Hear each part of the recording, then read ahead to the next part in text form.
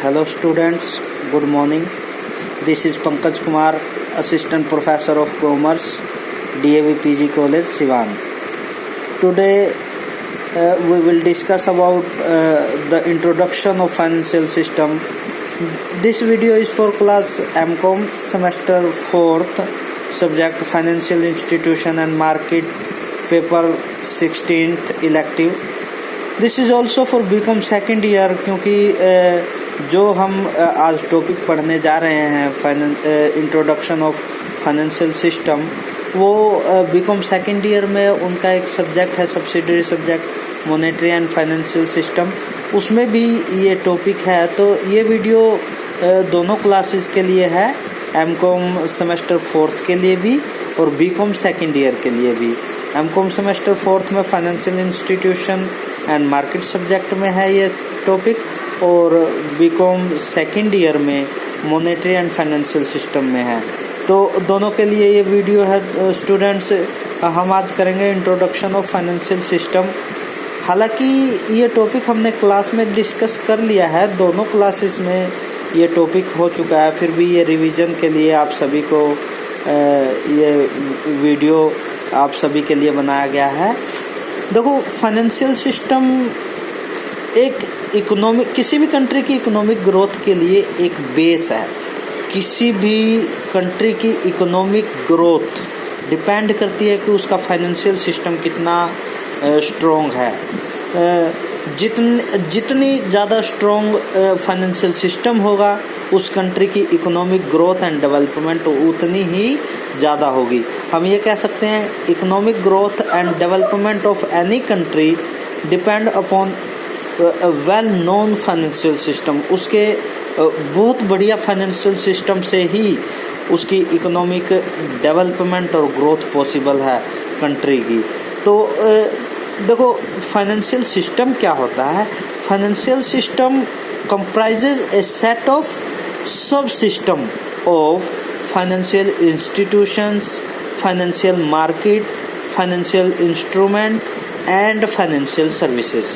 हम ये कह सकते हैं the combination of 4 subsystem like financial institution, financial market, financial instruments and financial services is called financial system.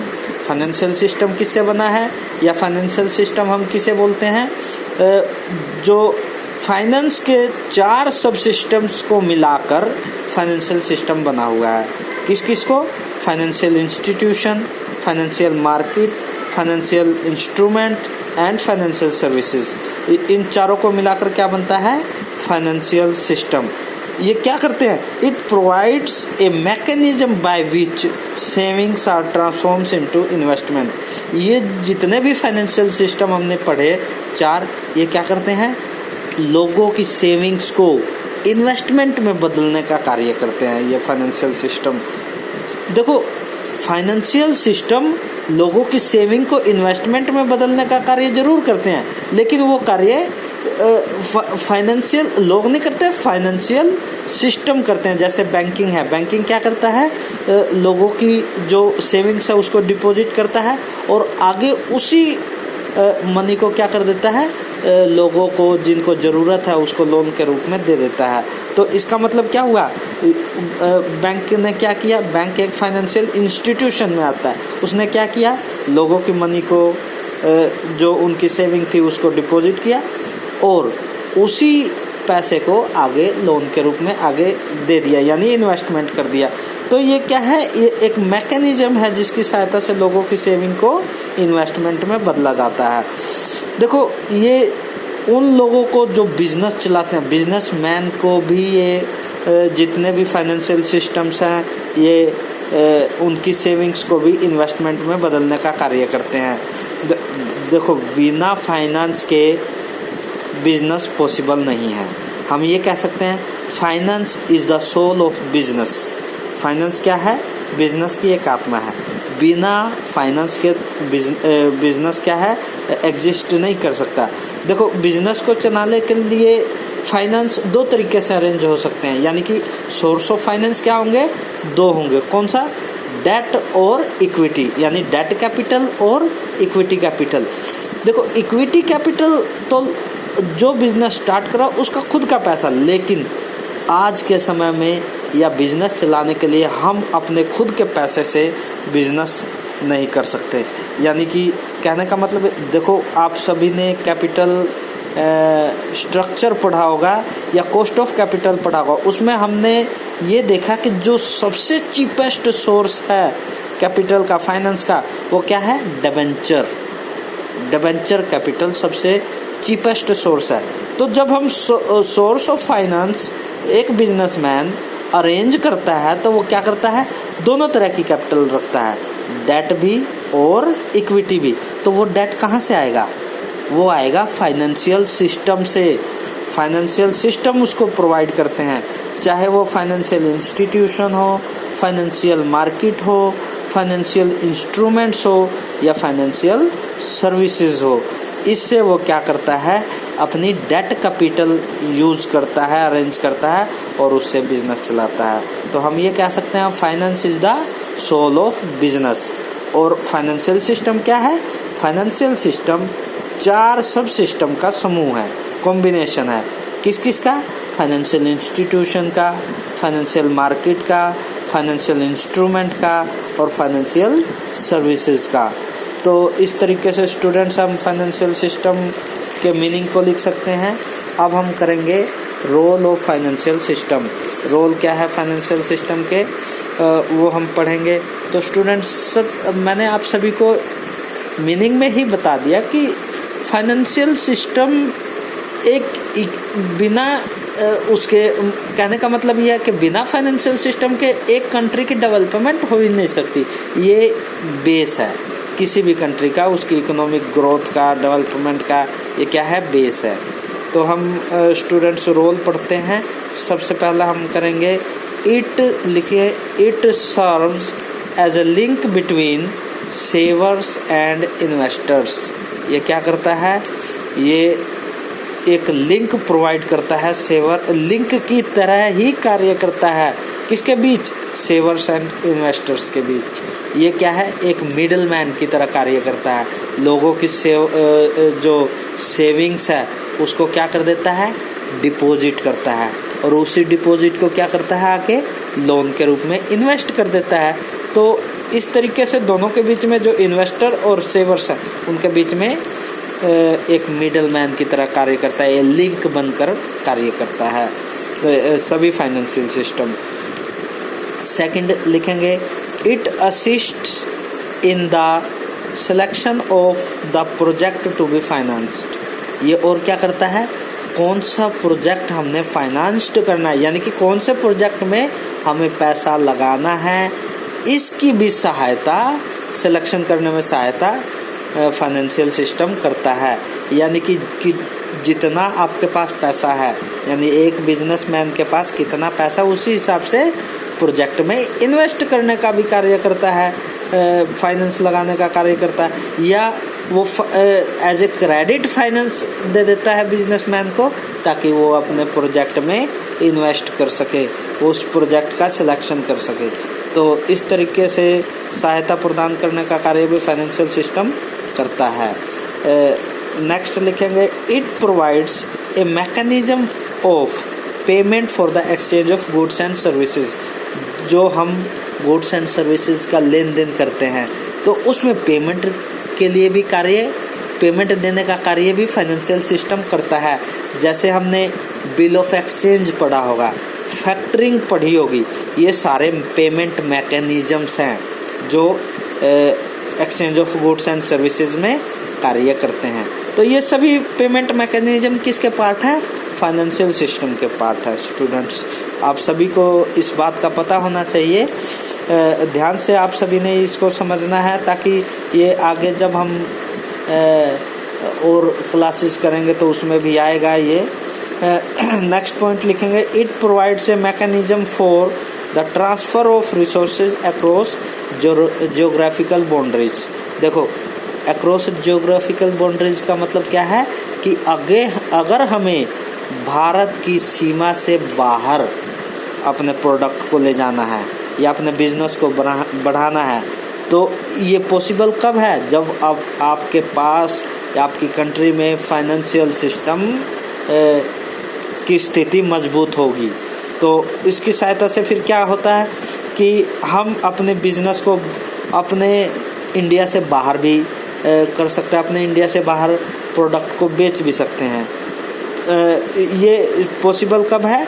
जब फाइनेंशियल सिस्टम भारत में या किसी कंट्री में उसकी स्थिति स्ट्रॉन्ग होगी तो ये इस तरीके से सहायता करता है। नेक्स्ट पॉइंट लिखेंगे, it provides mechanism for managing credit. ये क्रेडिट को मैनेज करने का भी कार्य करता है। फाइनेंशियल सिस्टम क्या करता है? क्रेडिट को, कितना क्रेडिट किसको देना है, वो सारा निर्धारित फाइनेंशियल सिस्टम करता है। तो इस तरीके से क्रेडिट को भी मैनेज करने का, जैसे हमने पढ़ा था क्रेडिट क्रिएशन, ये कार्य भी फाइनेंशियल सिस्टम करता है। शायद इसमें आगे होगा या हम लिख भी सकते हैं इसको। इट प्रमोट्स, नेक्स्ट लिखेंगे, हाँ ये नेक्स्ट पॉइंट है, उसी पॉइंट में है ये। It promotes the process of capital formation.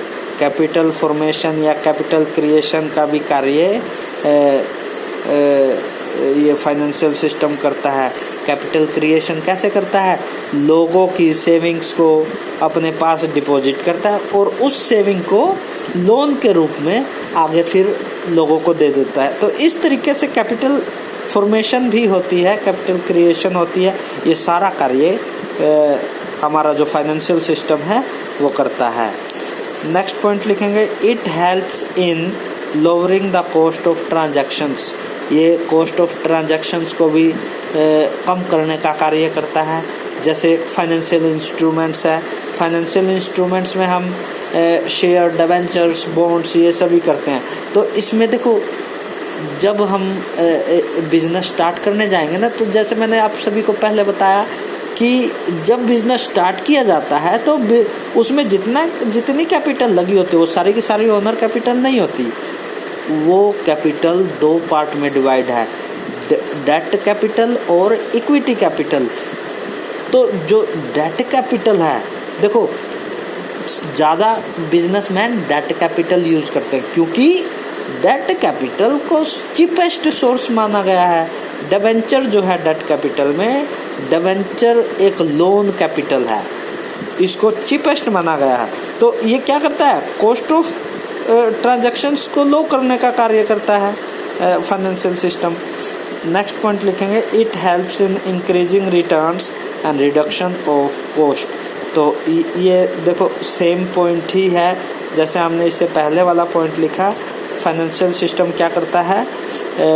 Returns को बढ़ाता है और कॉस्ट को कम करता है। आप सभी ने कॉस्ट ऑफ कैपिटल में इस तरह की चीज़ें पढ़ी होंगी, या हमने जो कैपिटल स्ट्रक्चर पढ़ा होगा, उसमें भी फाइनेंशियल मैनेजमेंट में अगर कैपिटल स्ट्रक्चर आप सभी ने पढ़ा है या कैपिटल बजटिंग पढ़ा, तो उसमें ये सभी पॉइंट्स आपको क्लियर करते हैं कि ये क्या क्या करते हैं फाइनेंशियल सिस्टम, किस तरीके से कॉस्ट को रिड्यूस करते हैं, किस तरीके से रिटर्न्स को इंक्रीज करते हैं। तो स्टूडेंट्स, ये पॉसिबल किससे है? अगर भारत में या किसी कंट्री में फाइनेंशियल सिस्टम अच्छे से वर्क कर रहा हो तो। नेक्स्ट पॉइंट लास्ट हम लिखेंगे, it provides a mechanism for controlling risk. ये रिस्क को भी मेंटेन करने का कार्य करता है। जैसे हम फाइनेंशियल इंस्टीट्यूशंस की बात करें तो फाइनेंशियल इंस्टीट्यूशंस में जो बैंकिंग है, बैंकिंग क्या कार्य करते हैं?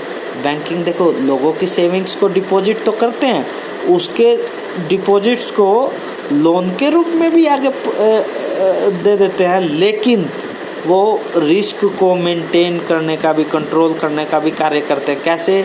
जब वो लोन प्रोवाइड करते हैं तो as a CRR, cash reserve ratio के रूप में कुछ पैसा रख लेते हैं अपने पास, SLR रख लेते हैं अपने पास, जो स्टैट्यूटरी लिक्विडिटी रेशो है वो रख लेते हैं अपने पास, ताकि सारा अगर बाई चांस कुछ मिस हैपनिंग हो जाए तो लोगों की जो डिपॉजिट्स हैं उसको दोबारा से उनको दे सके। बैंक इसमें सक्षम हो। तो इस तरीके से रिस्क को भी कंट्रोल करने का कार्य फाइनेंशियल सिस्टम करती है। बहुत सारे कंट्रोल करने के तरीके हैं ताकि बैड डेट्स ना हो, आगे किसी भी डिपॉजिटर का पैसा ना मरे। इस तरीके से बहुत सारे ऐसे वेरिएबल्स हैं जिसके यूज़ करके जो फाइनेंशियल सिस्टम है या फाइनेंशियल इंस्टीट्यूशन में बैंकिंग है वो रिस्क को कंट्रोल करने का कार्य करते हैं। तो स्टूडेंट्स ये हमने ये रोल पढ़े फाइनेंशियल सिस्टम के सभी, किस तरीके से फाइनेंशियल सिस्टम वर्क करती है। देखो रोल और फंक्शंस एक ही बात है। अगर क्वेश्चन ऐसा भी आ जाए कि फाइनेंशियल सिस्टम के फंक्शंस को कीजिए तो हम फंक्शंस में भी ये सभी पॉइंट्स जितने भी हमने पढ़े वो लिख सकते हैं। और अगर क्वेश्चन रोल के रूप में पूछा गया हो कि फाइनेंशियल सिस्टम क्या है और फाइनेंशियल सिस्टम के रोल को लिखिए तो हम इसको लिख सकते हैं। तो स्टूडेंट्स आप सभी ने इसको बड़े ध्यान से पढ़ लेना है दोनों क्लासेस ने। आज के लिए बस इतना ही, आगे फिर हम नेक्स्ट टॉपिक पे डिस्कस करेंगे। Thank you students, thank you.